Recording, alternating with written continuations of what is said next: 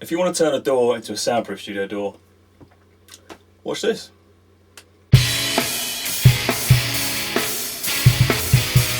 In this video, I'm going to show you how to turn your normal studio door into a soundproof door. And I've videoed all the steps, all the stages of what I've done to this door, and there's diagrams at the end, which I'll go through. Also, in the following video, I'll show you the decibel comparison, so I use a decibel meter and show you the difference between how the door was before and how it is now, so you have an idea of whether it's worth doing. I think to soundproof this door, it cost me under £100, so that's not much money. It's only part of the studio I hadn't soundproofed, so now it's like being in a tomb. This is how I soundproof the door. On the left in brown you've got the solid wood fire door. That's a 44mm thick fire door, so 1.5 inches thick. And on top of that, I've built a timber frame that's 75mm thick, so 3 inches. Stuffed that full of 70mm of acoustic insulation. Squashed that down with a sheet of cement board that's 1/2 inch thick or 12mm thick. And I've squashed it down enough to leave a small cavity that's about 10 to 15mm, so about 1/2 inch. Sealed every layer up with acoustic sealant, and on top of that I've put 22mm of moisture resistant chipboard. The reason I've gone moisture resistant is it's denser, so you want the most density you can between what you're trying to stop coming into the studio and what's in the studio and you want to stop going out. So the right hand side gives a picture of the door within the studio wall, and I've done a thick red border around the door just so you can see how it fits around the door stops, so try and stop as much sound as possible. The door ends up being about 6 inches thick, so about 150mm thick. I'll do a decibel test on that in another video. I start with a bit of 75mm square timber, set the table saw at a 15-degree angle, and this turns into the door stop on the handle side of the door and the framework on the door that touches that door stop. When I say touches, there's a small gap, so just run that through the saw with a small angle. So put that on the door lining, not the hinge side obviously.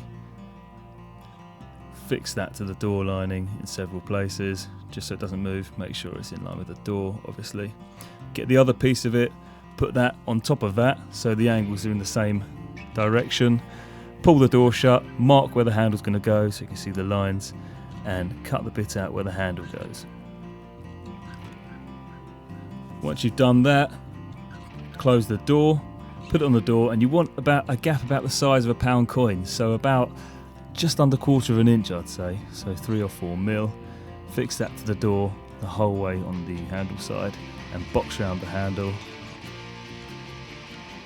I'll show you how we infill that at the end. And then frame round the rest of the door with 75mm timber, leaving a gap, like I said, the size of a £1 coin, so just under 1/4 inch gap the whole way around. You can later fill that with draft excluders and stuff. Seal round the entire inside of that boxing with acoustic sealant. Inside that studding you want to throw the 70mm acoustic insulation, and then you cut your cement board, stuff that inside the door nice and tight, and squash it down, and just in that shot you can see the 10mm cavity, so I've pushed it in, put some screws around the edge to hold it in place, and put acoustic sealant around the edge. So just to show you the cavity, it's not that easy to actually show.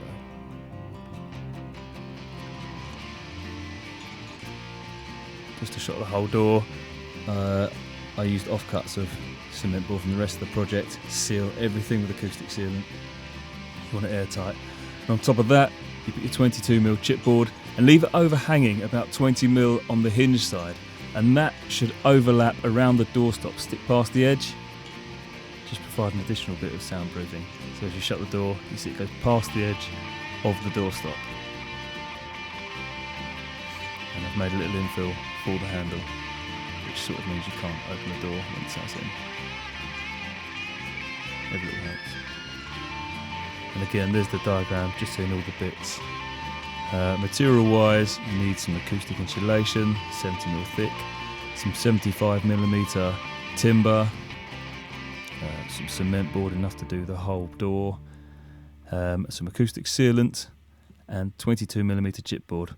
Obviously you need your hinges, handles, all the door furniture, etc. And the door if you haven't bought one.